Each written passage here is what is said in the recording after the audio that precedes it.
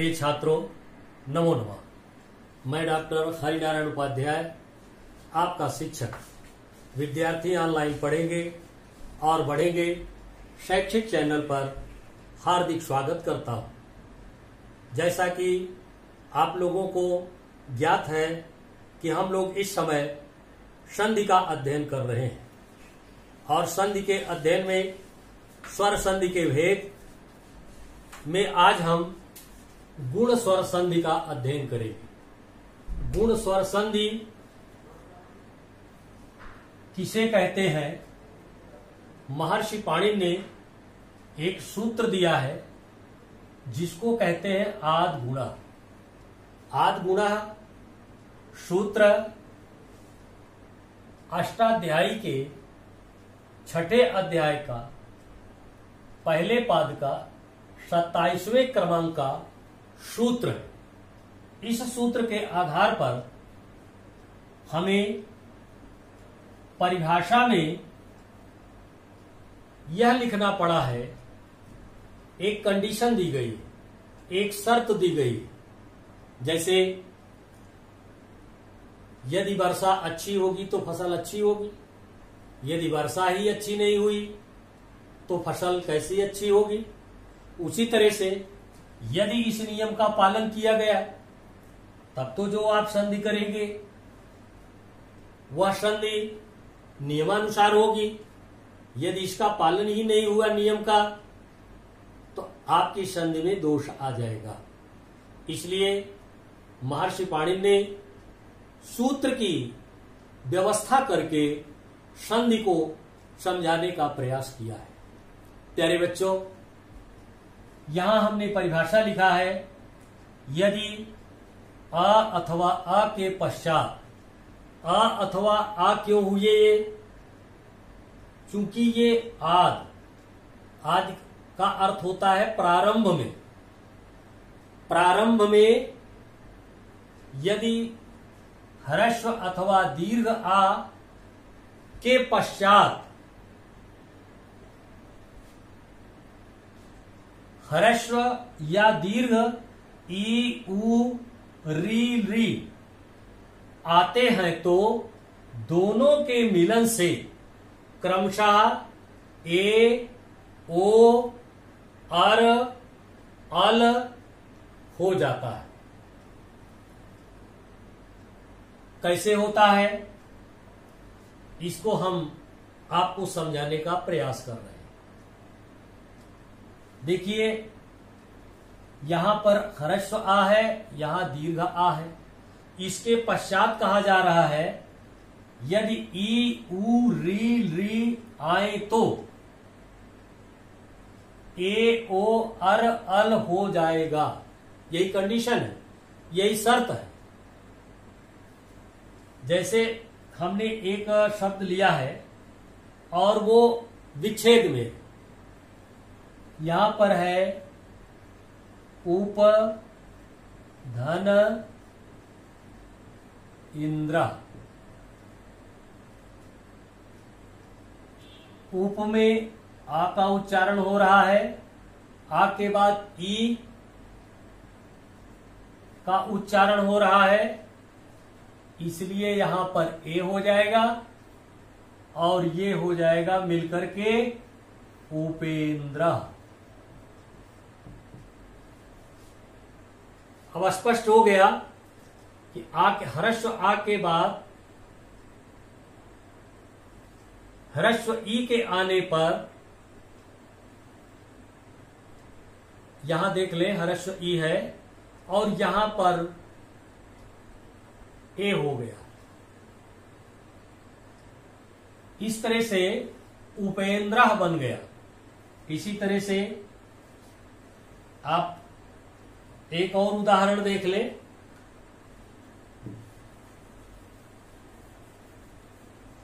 दीर्घ आ का महा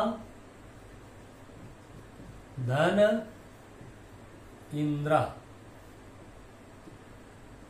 यहां पर दीर्घ आ रहा है और यहां पर ह्रस्व ई आ रही।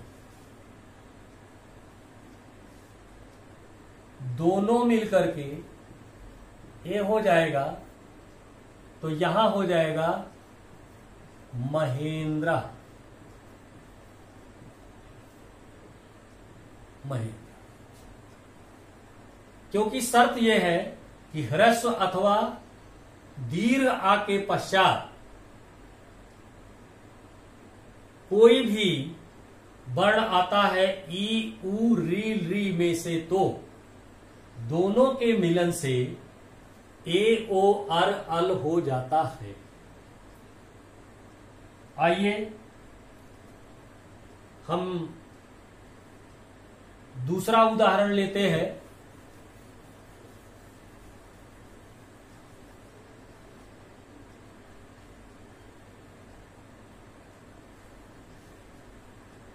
महाधन उत्सव। महाधन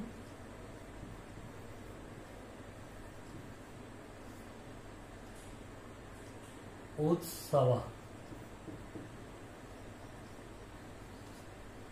महा में दीर्घ आया है यहां पर और यहां पर ऊ आया है। आ के बाद ह्रस्व ऊ के आने पर क्या बन जाएगा? यहां पर सीधे ये लिखा हुआ है ओ बन जाएगा। तो जब ओ बनेगा तो ये हो जाएगा महोत्सव।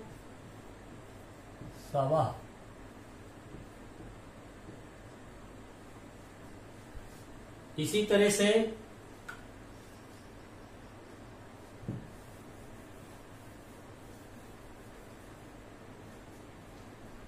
हम दूसरा उदाहरण लेते हैं। आ के बाद अगर री आती है तो कैसे अर हो जाता है, जैसे महा धन ऋषि।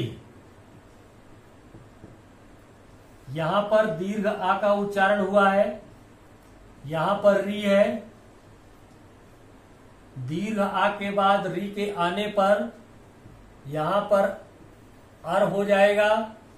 जब अर होगा तो यहां पर हो जाएगा महर्षि। एक उदाहरण और देते हैं। देव धन ऋषि। यहां पर ह्रस्व का उच्चारण हो रहा है, यहां पर ह्रस्वरी है, यहां पर अर हो जाएगा। क्यों हो जाएगा? सूत्र कहता है कि ह्रस्व आ अथवा दीर्घ आ के पश्चात यदि क्रमशः ए ओ अर ई उ री आए तो दोनों के मिलन से क्रमशः ए ओ अर अल होता है। यहां पर इसी सूत्र के आधार पर यहां पर हो गया देवर्ष। देवर्ष। एक वर्ण और बच रहा है।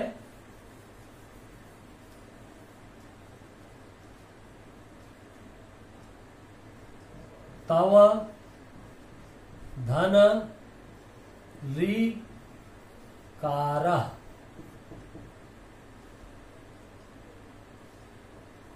तव में आ का उच्चारण हो रहा है, यहां पर री आ रही है। सूत्र कहता है कि री के आने पर अगर दो अक्षरों का मिलन होगा और वर्णों में परिवर्तन होगा तो वर्ण परिवर्तित होकर के क्या हो जाएगा? अल हो जाएगा। तो यहां पर हो जाएगा तवल लकार। तवल लकार।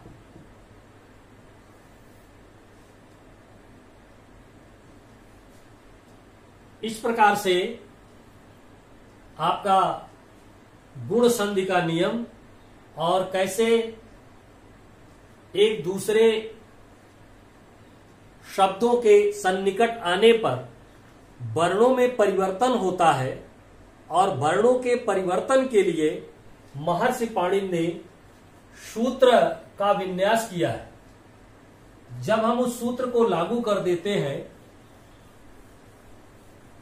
तो वही संधि बनती है जिस संधि के लिए उन्होंने उस सूत्र का सूत्रपात किया है। जैसे दीर्घ संधि के लिए आकाश वर्ण दीर्घ आया, वैसे गुण संधि के लिए आद गुण आया, वृद्धि संधि के लिए वृद्ध रेचि है, यण संधि के लिए इको यणचि है। इस संधि में हमने इको यणचि यण संधि का जो सूत्र है उसको उधार लिया है।